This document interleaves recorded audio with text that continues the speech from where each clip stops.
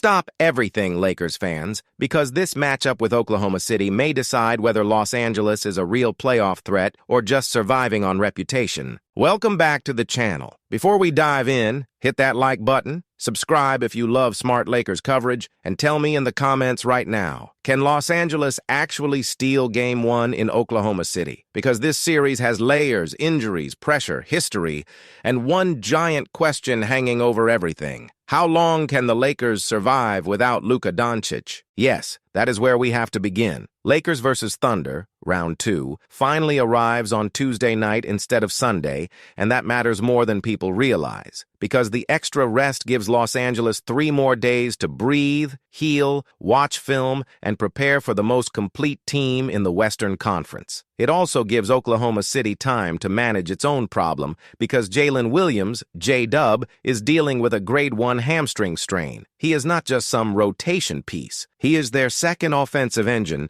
their most versatile defender, and one of the biggest reasons this Thunder team feels so balanced. So both teams are walking into Game 1 without a top 3 player. For the Lakers, Luka remains the mystery. He is in a return-to-play progression, but reports around his movement are not exactly encouraging. No real contact work, no full-speed action, no clear timetable. And that puts the weight right back on LeBron James, Austin Reeves, Marcus Smart, Rui Hachimura, DeAndre Ayton, and the rest of this group. Now here is the part that should make Lakers fans nervous and excited at the same time. Oklahoma City swept the season series, 4-0. That sounds brutal, but the context matters. Marcus Smart only played in 2 of those games, LeBron only played in 2, and the closest matchup came when Smart was actually available. That is not a guarantee, but it is a clue. In a playoff series, clues matter. The Thunder finished 64-18, the number 1 seed, and arguably the best regular season team in basketball. They averaged 119 points per game, shot 48.4% from the field, ranked first in defensive rating, and protected the ball better than almost everybody in the league. They are young, long, disciplined, and nasty defensively. They do not beat themselves. They force you to beat yourself. And that is the biggest danger for the Lakers. In round 1, Los Angeles had stretches where turnovers became a serious problem. Against Oklahoma City, live ball turnovers are basically invitations for disaster. Shai Gilgeous-Alexander does not need extra possessions. Chet Holmgren does not need easy transition chances. Alex Caruso, Cason Wallace, Lou Dort, and that entire defensive machine will turn one lazy pass into a 5-point swing before you can blink. The Lakers averaged 14.5 turnovers during the regular season, and they were even sloppier in their first-round matchup. That cannot happen here. Austin Reeves has to be sharper. LeBron has to be patient.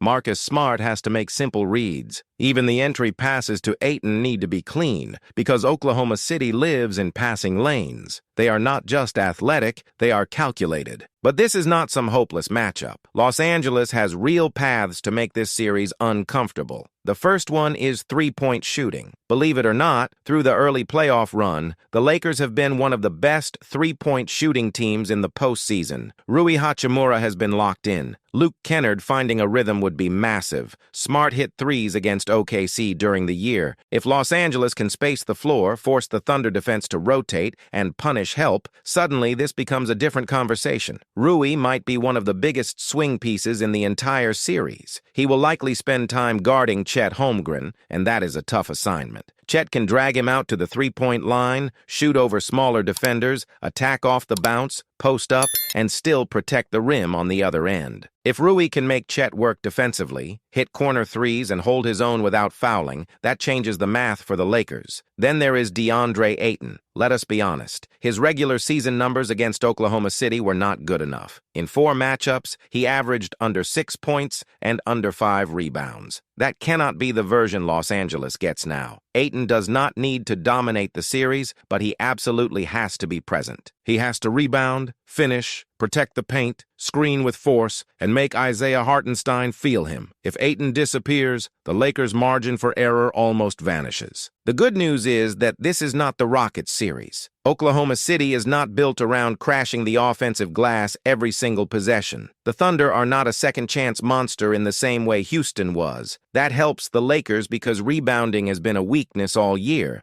but it also means this series becomes more about precision, half-court execution, and shot quality. And that might actually favor the Lakers more than casual fans think. Neither team plays at a blazing pace. Oklahoma City was around the middle of the league in pace, and the Lakers were slower than that. This is probably not going to be a track meet. It is going to be a chess match with bursts of speed. If the Lakers can control tempo, get organized possessions, and avoid feeding the Thunder's transition game, they can drag OKC into the kind of playoff mud where LeBron James has lived for 2 decades. And speaking of LeBron, this series may ask something huge from him. Until Luka returns, if he returns, LeBron is the #1 option. He will likely see Lu Dort early and often. Dort is physical, annoying, strong, and unafraid. He will bump, grab space, fight through screens, and try to wear LeBron down. But here is the thing. LeBron has seen every defender, every coverage, every trick. The question is not whether he can solve it. The question is whether he can solve it for 40 minutes while also anchoring the Lakers emotionally and making the right defensive reads. LeBron only averaged 17.5 points in his 2 regular season meetings with OKC. He shot well inside the arc but struggled badly from 3. That has to improve. Los Angeles cannot afford passive LeBron. They need pressure. They need post touches. They need early offense. They need him creating advantages before the Thunder defense gets fully set. Now, we have to talk about Austin Reeves. This is a massive series for him. He averaged around 15 points, 4 rebounds, and 4 assists against Oklahoma City during the season, but the turnovers were a problem. Nearly 5 per game. That is too many against this defense. Reeves is crafty, fearless, and capable of making big shots, but OKC will test his handle, his patience, and his decision-making. If he tries to dribble through pressure instead of moving the ball quickly, Oklahoma City will feast. But if Reeves keeps his composure, attacks closeouts, gets to the line, and makes quick reads, he can punish them. Especially with Jalen Williams out, the Thunder lose a major defensive connector. That matters. It opens pockets. It creates softer matchups. It means the Lakers cannot just survive, they need to hunt. Midway through this breakdown, do me a favor. If you are locked in and you want more Lakers playoff coverage like this, hit the like button, subscribe to the channel, and drop your biggest X factor in the comments. Is it Marcus Smart, Rui, Ayton, Austin, or is everything still about Luka's return? For me, Marcus Smart is the obvious X factor. Not because he is going to stop Shai. Nobody stops Shai Gilgeous-Alexander. The goal is to bother him,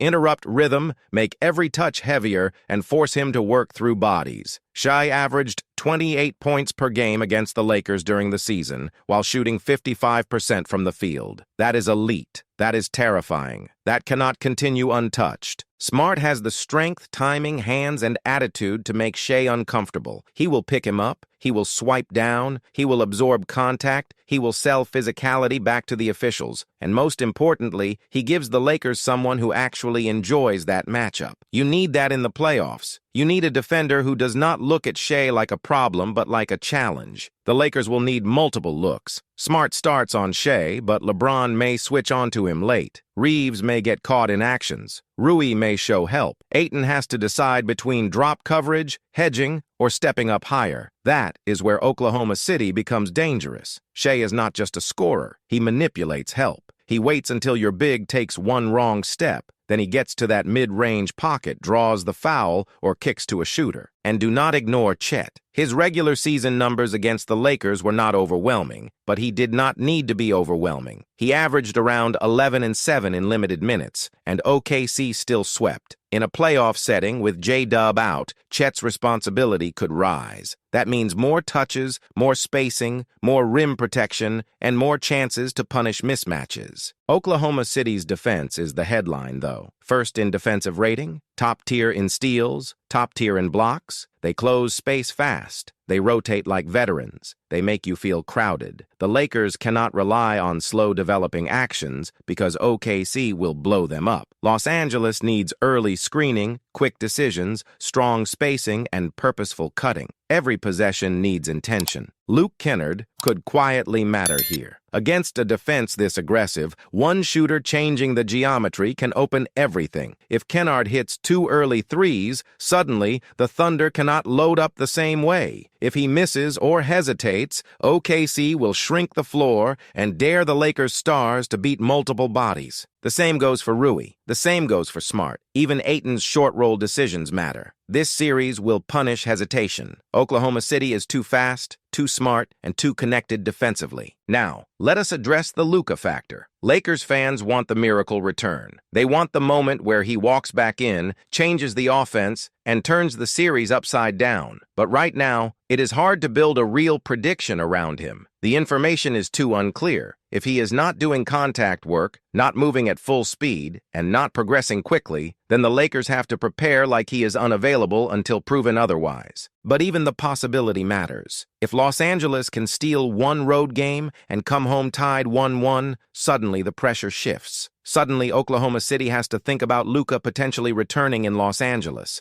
Suddenly, the Lakers' belief grows. That is why Game 1 is so important. Not because it decides the series, but because it can change the emotional temperature of the series. For Oklahoma City, the mission is simple. Defend home court, make the Lakers run, attack Reeves, test Ayton, and make LeBron work on every possession. For Los Angeles, the mission is just as clear. Protect the ball, hit threes, control pace, turn Shea into a volume scorer instead of an efficiency machine, and get real production from the supporting cast. The Lakers do not need perfection, but they need discipline. They need the version of Smart that competes like every possession is personal. They need the version of Rui that shoots with confidence. They need Ayton engaged from the opening tip. They need Reeves calm under pressure. And they need LeBron to manage the game like only LeBron can. This is why the series is fascinating. On paper, Oklahoma City has fewer weaknesses. They had the better record, the better defense, the cleaner regular season, and the sweep. But playoff basketball is not played on paper. It is played in adjustments, matchups, pressure, health, and moments. The Lakers have enough talent and experience to make this uncomfortable. The Thunder have enough depth and structure to make it brutal. And remember, in the playoffs, one hot shooting night, one defensive adjustment, or one unexpected bench performance can completely rewrite the story,